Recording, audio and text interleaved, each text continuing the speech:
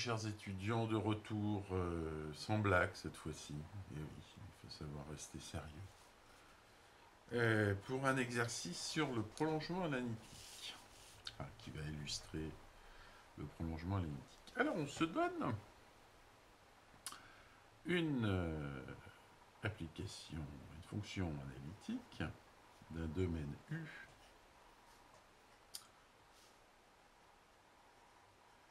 qui vérifie la propriété suivante. Donc U est un domaine. Et on suppose que U contient le demi-plan composé des complexes de parties imaginaires positives. Bien. On va essayer de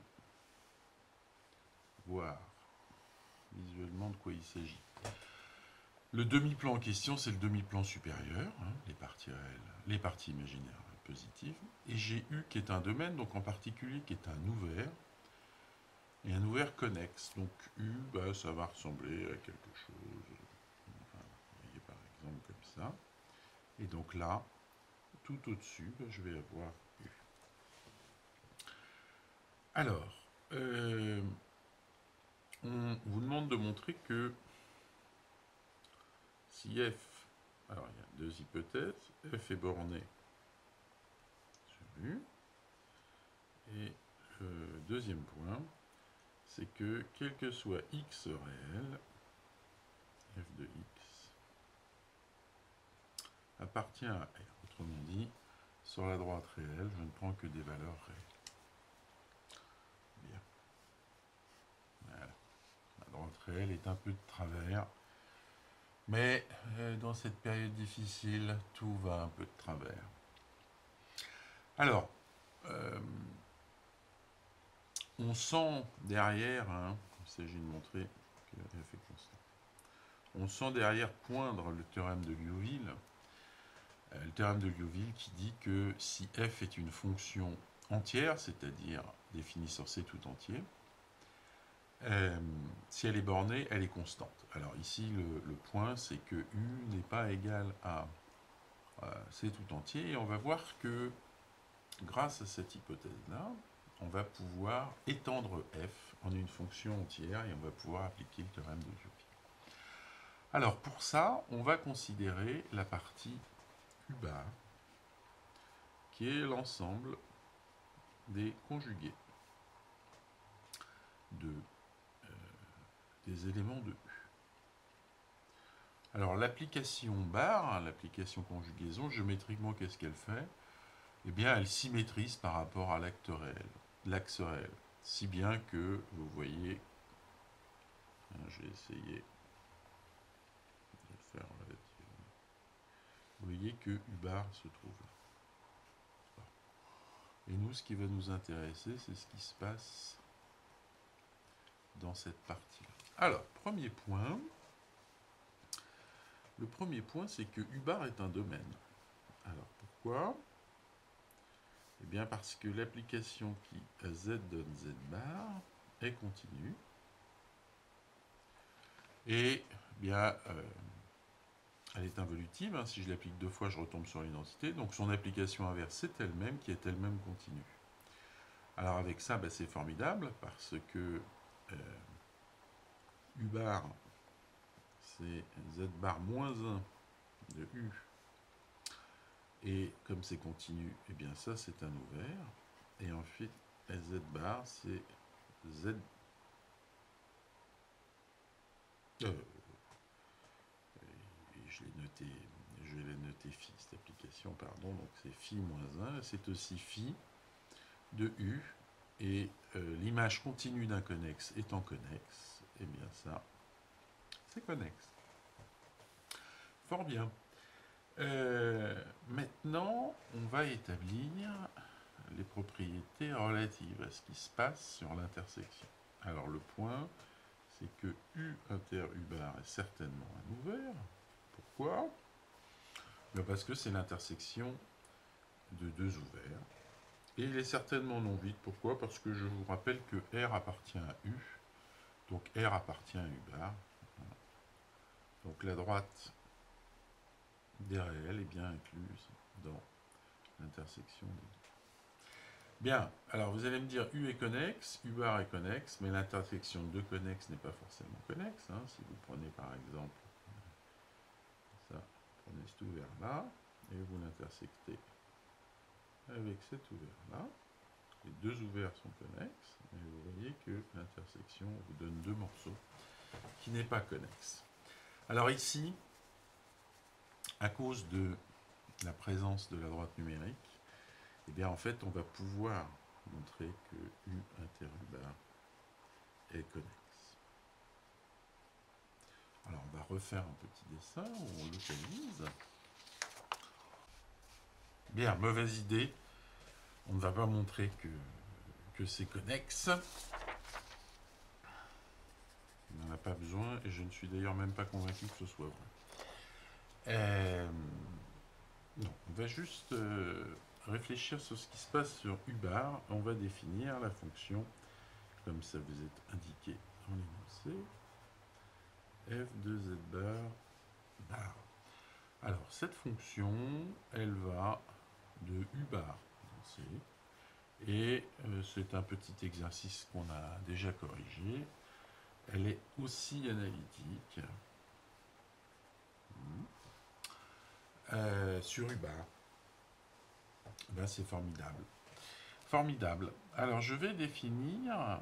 enfin, je vais remarquer plus exactement maintenant si je prends x réel, eh bien vous voyez que g de x c'est f de x bar, mais x étant réel, c'est x. Et l'hypothèse, c'est là que rentre en compte l'hypothèse que ma fonction ne prend que des valeurs réelles. Hein, voilà, cette hypothèse-là sur R. Donc ça, c'est f de x. Ok, et on va définir, on définit une application H de C dans C de la manière suivante. H de Z, c'est f de Z si la partie imaginaire de Z est strictement positive. H de Z, c'est G de Z, c'est-à-dire f de Z bar bar, si image de Z est strictement négatif, et si image de Z vaut 0, c'est-à-dire si Z est réel, eh bien ça vaut f de Z. C'est-à-dire G de Z aussi. Bien, alors cette fonction elle est bien définie, il n'y a pas de problème puisque les ensembles définis ici forment une partition. Le point immédiat, c'est que eh bien, elle est certainement analytique sur l'ouvert C privé de R, puisque ça c'est un ouvert et que F est analytique, ça c'est un ouvert, F est analytique, et la réunion de ces deux ouverts c'est C privé de R. Donc le point, ça va être de comprendre ce qui se passe sur R. Donc je me donne un X réel. Eh bien, ce que je sais, c'est que U inter U bar étant ouvert, eh bien, il existe un epsilon tel que le disque de centre X et de rayon epsilon sont inclus dans U inter U bar. Donc, voilà ma situation. Hein.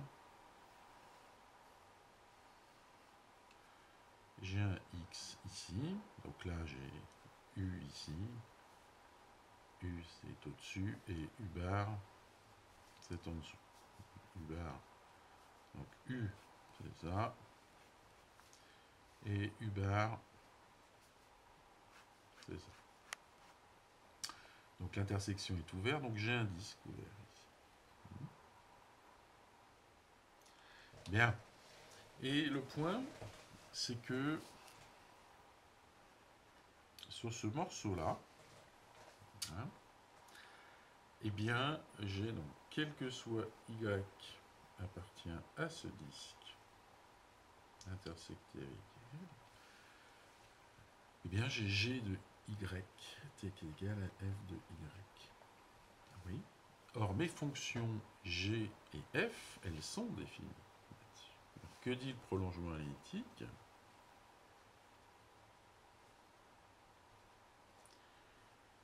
Eh bien, mes fonctions étant égales sur une partie qui possède un point d'accumulation dans l'ouvert, eh bien, elles sont égales partout. Donc, le prolongement analytique implique que G égale F sur tout le disque. Oui. Et donc, là, vous voyez que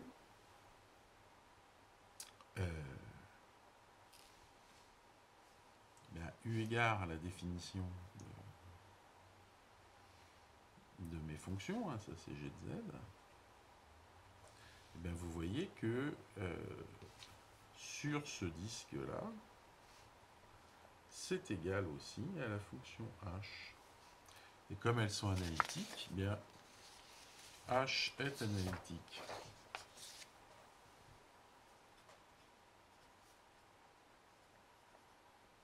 Sur ce petit disque. Mais ça, c'est valable pour tout R.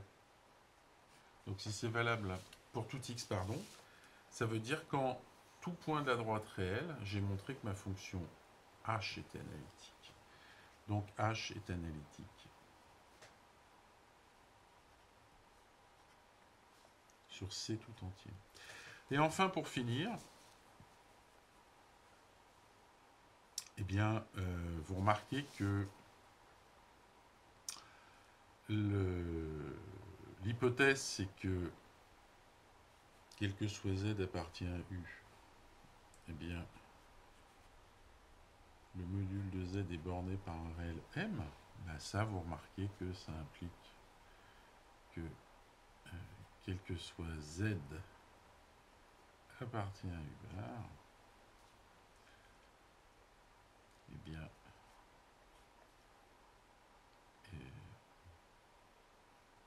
G de Z qui est égal à F de Z bar est aussi majoré par M. Donc on vient de montrer que quel que soit Z appartient à C, eh bien le module de H de Z est borné par M.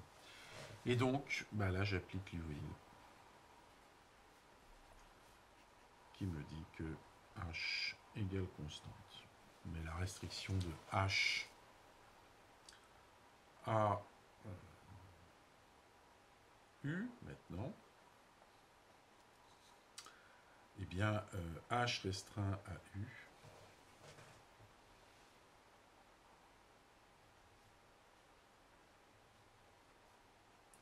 égale F. Pourquoi? Eh bien parce que la restriction au demi-plan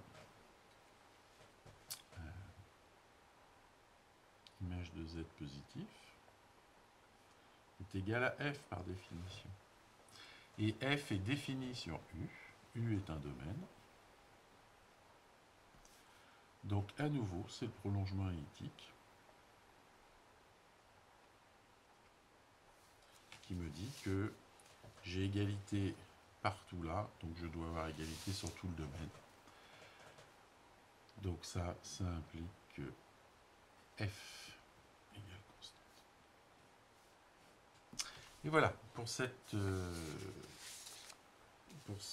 première partie de l'exercice. Deuxième partie, question petit b. Donc là, ça va être un peu plus simple, c'est juste une équation fonctionnelle. Hein. Donc on se donne une fonction entière qui a la propriété suivante, c'est que sur la droite de partie réelle, sur la droite réelle, elle ne prend que des valeurs réelles, et sur la droite des imaginaires purs, elle ne prend que des valeurs imaginaires pures.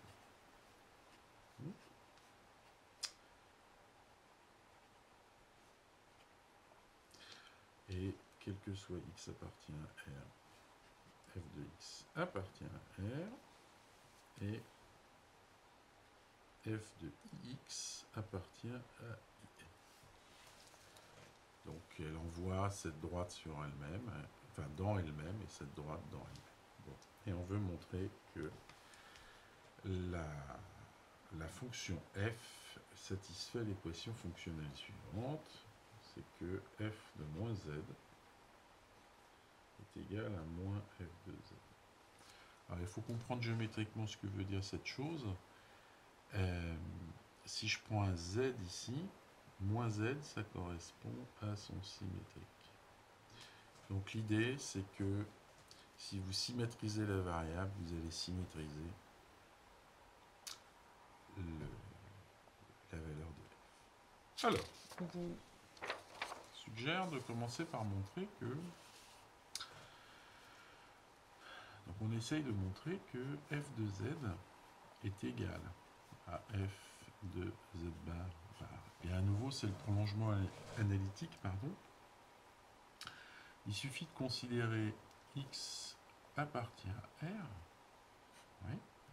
Et vous voyez que ces deux fonctions, celle-là je vais la noter g de z. Oui. Bien, vous voyez que f de x, alors, si je prends x réel, eh bien, x bar c'est x, mais f de x par hypothèse est réel, donc ça c'est g de x. Oui. C'est un domaine, donc vous avez une partie possédant un point d'accumulation sur lequel les fonctions sont égales, donc le prolongement analytique implique que f égale g sur c. Donc ça, c'est le premier point. Deuxième point, on vous suggère de considérer une autre fonction qui est la fonction, alors j'aurais pas dû la noter g, donc là je vais la noter h, de considérer la fonction. Alors oui, un point important, excusez-moi, je le redis, je l'ai déjà dit dans la question précédente, c'est que g est bien sûr analytique, hein, c'est le résultat qu'on a montré dans un autre exercice. Je vais considérer h de z, c'est moins f de moins z, là c'est plus simple, hein. C'est une fonction analytique parce que c'est une composée et une combinaison linéaire de fonctions analytiques. Donc celle-là aussi, analytique sur C.